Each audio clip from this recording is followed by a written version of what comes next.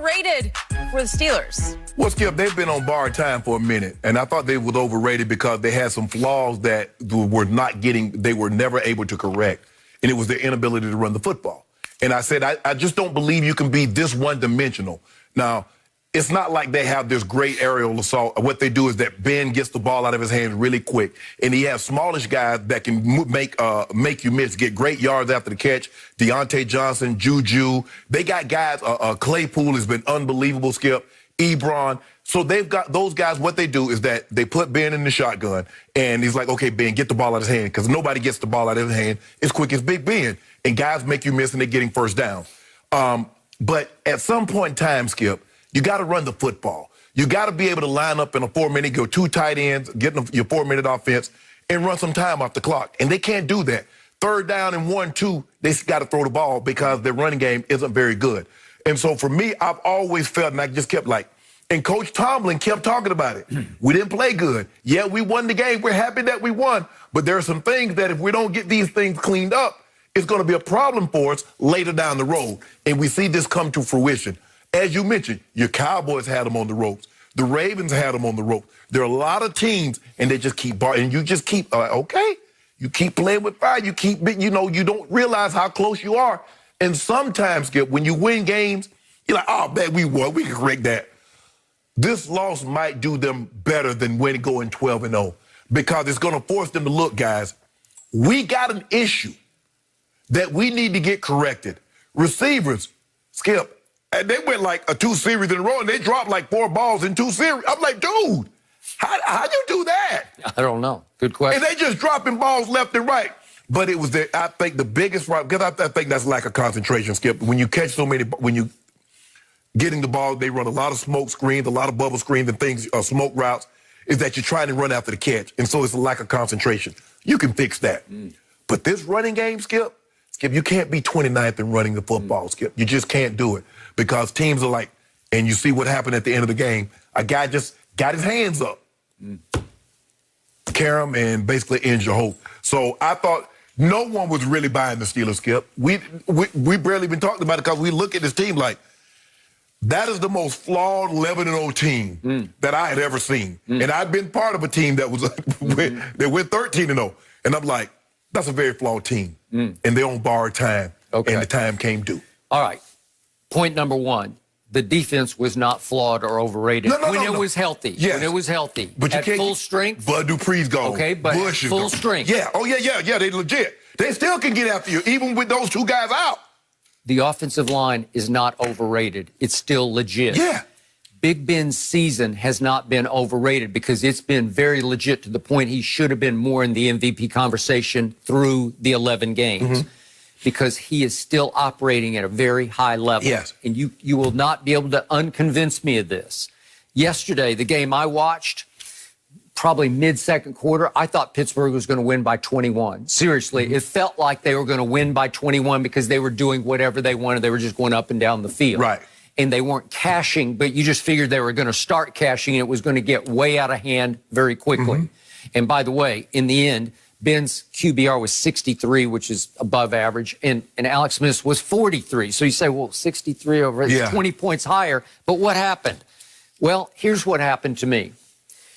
First of all, the Steelers got pandemicked. They got 2020, and we've all been 2020 in so many different ways.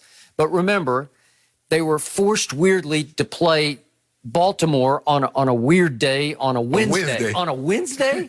And nobody seemed to want to play the game on either side because the Ravens were COVID-racked, right? And remember, Robert Griffin after the game is saying, how dare you force us. It was his chance to showcase himself. Right. But the point was, nobody on either side seemed to have their heart in it because it's hard to, because you're going out there thinking, am I going to get it off am I going to exchange saliva with somebody, And what did they play, 3 games in 12 days? Right, because it's horrible because then the Wednesday forced them to go short week to a weird Monday start at 5 p.m. and you don't start Monday Night Football games at 5, right? Right. So everybody's scared and out of sync. We're 2 o'clock. We're 2 o'clock Pittsburgh time. Right.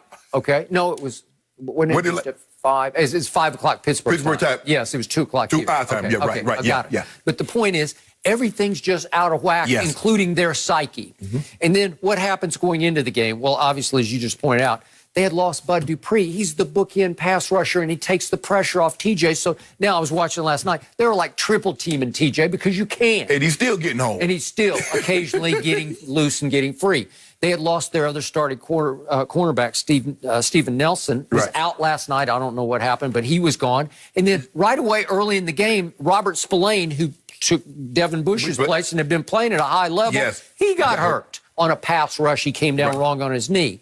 And then all of a sudden, later in the second half, Joe Hayden was lost. Well, now, okay, now you're about to get average on defense. Well, Skip, we always talk about, and you hear guys talk about playing that Sunday, Thursday game. Yep. But just imagine another 3 games. Skip, that's a lot. That body wasn't made, I don't know if body was made to play football. It definitely wasn't made to play football 3 games, NFL football in 12 days. No. You're asking an awful lot. I agree. And James Conner, their one credible running back, is still on the COVID list. Yes. Whew. And finally, it came down to your kicker, Chris Boswell, who's really good. Yeah. He's out with a hip injury. So the crucial play comes down with about 5 minutes left. It's 4th and 1 all the way down at Washington's 28. You could have kicked a field goal. It's tied at 17-all, and here's the play. And Anthony McFarland, the third string back, comes in. And it was kind of a wheel route, but it was kind of like a he ran like what we call sluggo. It's a sluggo. It is a slant and go. Yeah.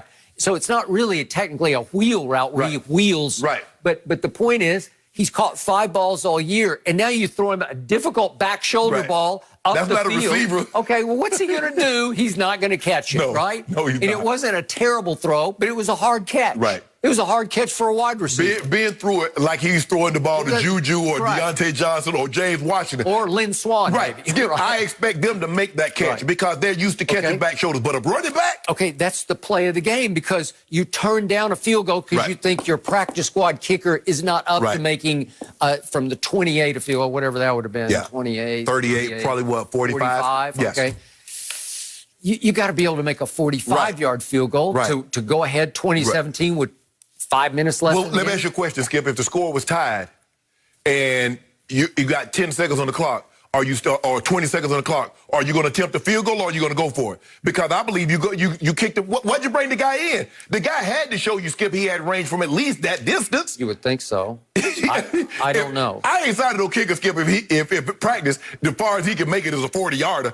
Ain't no sense in Okay, so then we get to the drops. I have no idea, but this team seems distracted because I thought Ebron dropped 3. They had him for 2, and Deontay Johnson had 3. No, they gave him 3. Juju had 1. And it's 7 total, yes, which is the most this year, and I think it's the most Pittsburgh's had in 15 years. But, Skip, I watch them every week, and they drop a lot of balls. Yep. And that's a problem. But, Skip, I mean, if you look at over the last 7 games, they're averaging 61 yards. Rushing a game with 3 yards a carry. They've reached 100 yards. Snell had 8 carries for 5 yards. What you gonna do with that? Nothing. I mean, you can't win with that. And Ben is weird what's he, 38-ish? Yes. 38. He is now in the mode of he flips it more than he fires it or throws it. He doesn't really throw the football that much. It's just flip. Yeah. And he's a really good flipper. He's like a dart thrower now. He's playing, like you said, he's playing unbelievable. Yeah. But, Skip, the thing is, look, you can win a bunch of games, but his numbers, if you look at the guys that were in the MVP discussion, you look at Rodgers' numbers, you look at Mahomes' numbers, Mahomes was almost 1,000 yards ahead of Ben. It's passing. Rodgers is 400 or 500 yards ahead. Yep. So at the end of the day, Skip, it's about winning, but you got to have stats too. And I just didn't think, what was it, 25 and 8, something like 25 and 5 touchdowns? Yep. But I just thought they were a flawed team. So under Ben Roethlisberger, their record with 14-point leads was 109, 2, and 1. So they'd lost 2 games and tied 1 under Ben in 112 games. Well, they had a 14-point lead. Right. And then all of a sudden, Washington sort of, I don't know how they got their late field goal. Something weird happened. Alex Smith ran off the field with the football. You see what he did? Jake Allen got smart. They couldn't find the kicking ball. Man, you know good well you're supposed to throw that ball in. Well, they got their late field goal, and it tended to just shift the whole momentum going into the second half. Here we Mike Tomlin probably said, You know y'all screwed us, right? Well, you know what happened. Okay. The NFL probably gonna fire Alex Smith for that one. They probably should fire him for that. I agree. Although Alex Smith is now going to be the runaway comeback player of the year and should be. Well, Skip, the moment he stepped on the field, it was over. Yeah. I mean, he didn't have to throw a pass, a touchdown, or anything, let alone win the best right and win the division. He might get it for the next couple of years. And they might name the award after him. And his head coach has been through a round of chemo, so he's the comeback coach of the year, right? And then Skip, he stepped up, he got spiked, and he's bleeding.